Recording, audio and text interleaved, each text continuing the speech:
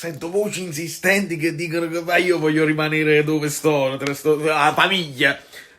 Signori, dai, allora, io purtroppo con gli amici abbonati che parlo 24 ore su 24, se potessi stare live 24 ore su 24 sapreste come si evolve il mio pensiero. Io quello che ho detto, lo scenario plausibile è uno solo, che alla fine Conte dice di no, De Laurentiis dice ma io ci ho provato, io ho offerto 10 milioni, un po' come Koulibaly, un po' come le cose solite,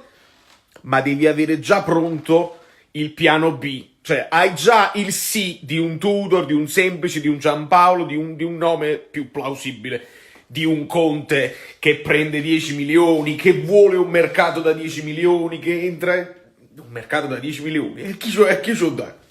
Quindi devi avere per forza il piano B già pronto, perché Garcia non lo può. È